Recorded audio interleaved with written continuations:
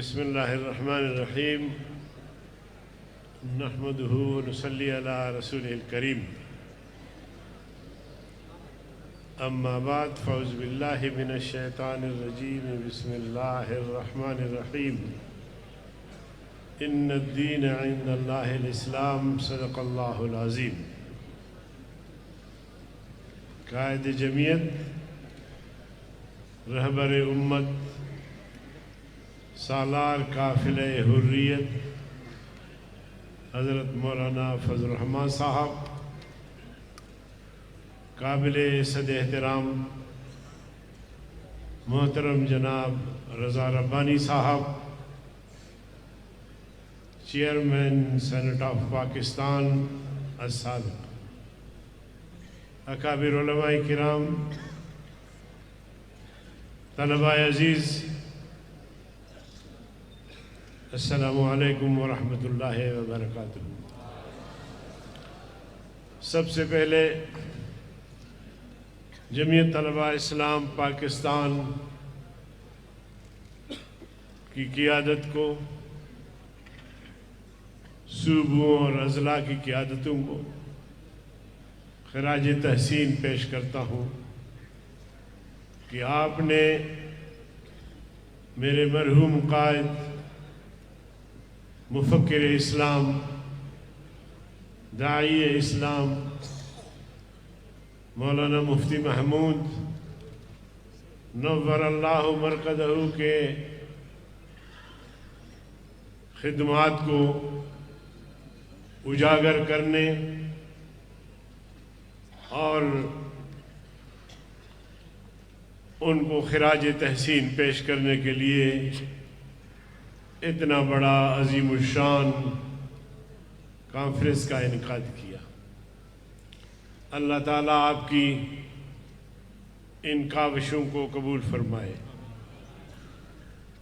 جیسے کہ کہا گیا کہ مفکر اسلام مولانا مفتی محمود بیک وقت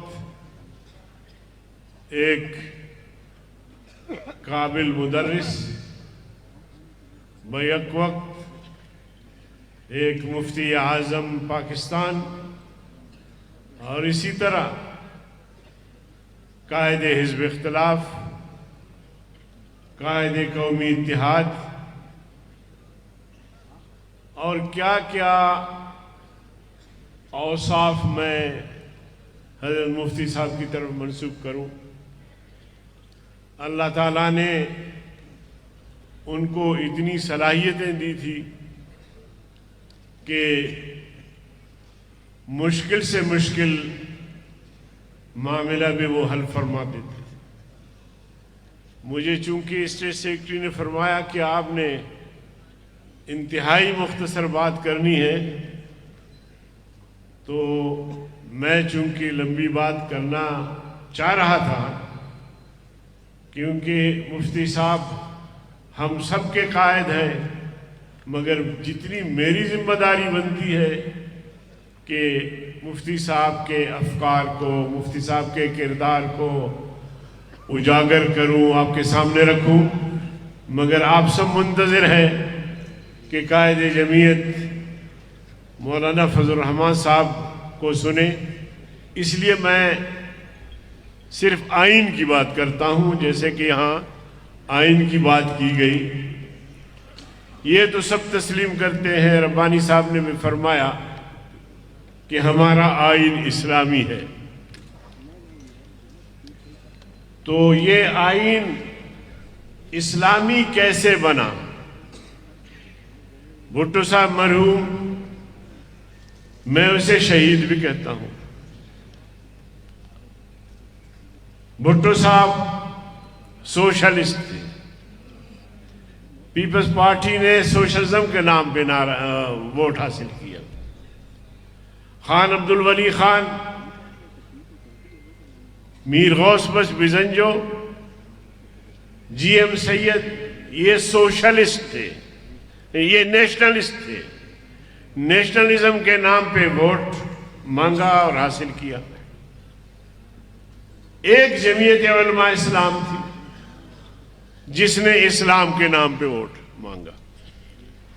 اور جب انتخابات ہوئے تو ہمارے ٹوٹل 8 ممبر تھے، 7 ممبر تھے جمعیت علماء اسلام کے، 8 ممبر تھے، اور دینی جماعتوں کو ملا کے 12 13 14 ممبر بنتے تھے.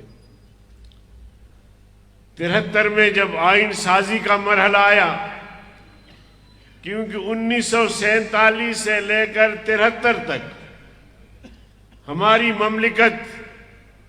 مملکت بے آئین تھی. ہر کے آمد عمارت نو ساخت. جنرل ایوب کے اپنے فرامین تھے. یحییٰ آیا تو اس نے ایک عبوری آئین بنا دیا. مطلب ہر ایک حکمران کے آنے سے ہمارے آئین تبدیل ہوتے رہے.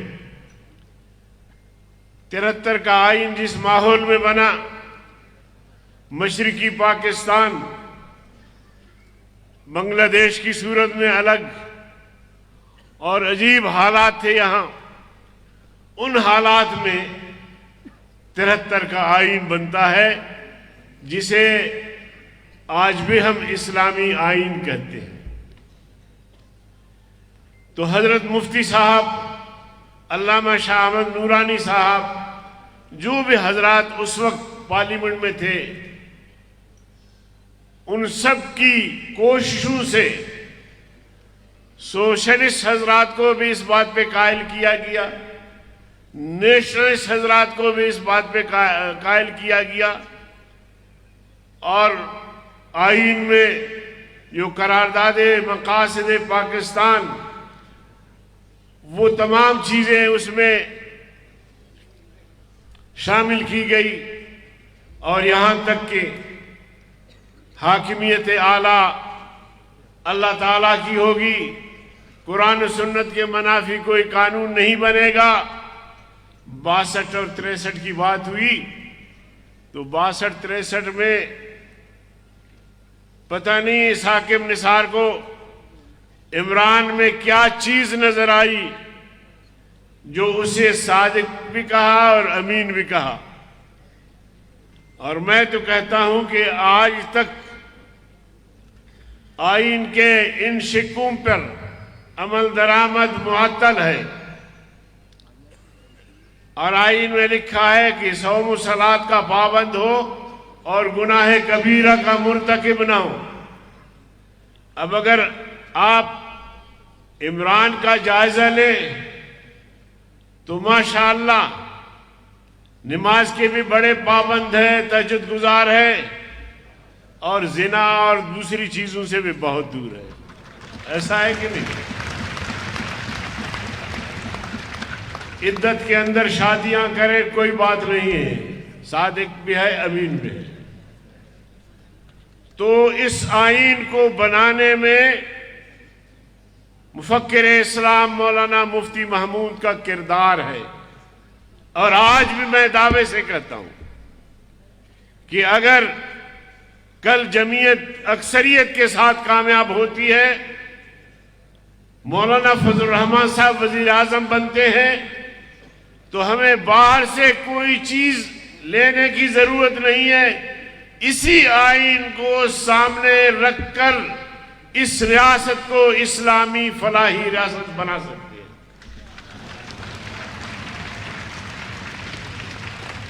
آخری بات، ہم نے ملک اسلام کے نام پہ حاصل کیا. آج بھی کہیں نعرے لگتے ہیں پاکستان کا مطلب کیا؟ لا الہ الا اللہ. اور اسی مقصد کو سامنے رکھ کر ہندوستان کے کونے کونے سے لوگوں نے ہجرت کی، آگ اور خون کے دریا عبور کیے، فیملیاں تقسیم ہوئیں، گھر چھوڑے لوگوں نے، اپنی دکانیں چھوڑی، درگاہیں چھوڑی، زمینداری چھوڑی. کچھ بھائی ادھر رہ گئے، کچھ ادھر آ گئے، اس لیے کہ پاکستان بن رہا ہے، وہاں خلافت راشدہ کا نظام ہوگا، اور خلافت راشدہ کے نظام میں بہت چیزیں ہیں انسانیت کے لیے. انسان تو کیا، خلافت راشدہ جو ہے وہ کتے کے بھوک کو بھی برداشت نہیں کرتے. لو بات الکلب جوعا علی شط الفرات لکان عمر مسئولا عنہ یوم القیامہ. دریا کے کنارے پر اگر کوئی کتا بھی بھوک سے مر جائے گا تو خلیفہ وقت سے قیامت کے دن پوچھا جائے گا کہ یہ کتا آپ کی حکومت میں کیسے بھوک سے مرا. تو ایسی حکومت، ایسا نظام پاکستان میں بننے جا رہا ہے. تو بھائی تقسیم ہوئے، جائیدادوں کو چھوڑا، مسجدیں چھوڑی، یہاں پہنچے. 75 سال 76 سال پاکستان کو ہو گیا. اسلام آیا، شریعت آئی. میں پوچھتا ہوں آپ لوگوں سے، اسلام آیا، شریعت آئی، قرآن و سنت کے مطابق فیصلے ہو رہے؟ نہیں. چلو اسلام نہیں آیا. رضا ربانی صاحب کی خدمت میں گزارش کرنا چاہتا ہوں، اسلام نہیں آیا، ہم بھی خاموش ہو گئے. چلو جمہوریت، کیا 70-75 سال سے آپ کے ملک میں جمہوریت ہے؟ لوگوں کو جمہوری نظام کے تحت حقوق میسر ہے؟ اچھا، اگر جمہوریت بھی یہاں ناکام ہو، اسلام کو تو آزمایا نہیں گیا، تو پھر تیسرا نعرہ کون سا ہوگا؟ ایسا پرکشش نعرہ وہ کیسا ہوگا، کون سا ہوگا کہ پوری قوم اس نعرے کے پیچھے لگ جائے. یہ جو ریاست مدینہ کی بات کی گئی وہ بھی آپ نے دیکھ لیا. تو خدا نہ خواستہ کہیں ایسا نہ ہو کہ یہ قومیتیں جو ملک میں بستی ہیں وہ کہیں گی جی اسلام بھی آپ نے ہمیں نہیں دیا، آپ نے ہمیں شریعت نہیں دی، قرآن و سنت کے مطابق قوانین نہیں دیے، کہاں گئی آپ کی جمہوریت؟ انسانی حقوق کے علمبردار تم بنے، ہمیں حقوق میسر نہیں ہوئے. تو کہیں وہ تیسرا نعرہ خود نہ لگائیں. بہرکیف ایسے حالات میں ہمارا ملک چل رہا ہے. ہمیں لوگ پوچھتے ہیں کہ ملک کا کیا بنے گا. میں کبھی مذاق میں کہتا ہوں کہ بس ہماری ملک کی بنیاد اس طرح رکھی گئی، لہٰذا ہمارا ملک بس اسی طرح ہی چلتا رہے گا جب تک چل سکے. تو اس لیے میرے نوجوانوں، اور ایک بات جو میں بھول رہا تھا وہ بھی بات کرنا چاہتا ہوں کہ عمران کہتا ہے کہ یہ جو نوجوان ہیں جنہیں وہ یوتھیا کہتے ہیں، یوتھ کہتے ہیں، یہ چاہتے ہیں کہ پاکستان ایک سیکولر اسٹیٹ بنے. آپ کیا چاہتے ہیں؟ اور یہ جو یوتھ میرے سامنے ہے، پاکستان کے کونے کونے سے آئے ہیں، یہ ایک طرح سے یوتھ کی نمائندگی کرتے ہوئے یہاں بیٹھے ہیں. یہ کہتے ہیں کہ جن مقاصد کی بنیاد پر، جس نعرے کی بنیاد پر یہ پاکستان بنا، ہم وہ چاہتے ہیں. ہم اس ریاست کو اسلامی فلاحی ریاست چاہتے ہیں. تم کہتے ہو کہ ہم اس کو سیکولر ریاست بنانا چاہتے ہیں. تو پھر میں اپنے نوجوان کو کیا دوں، کیا کروں؟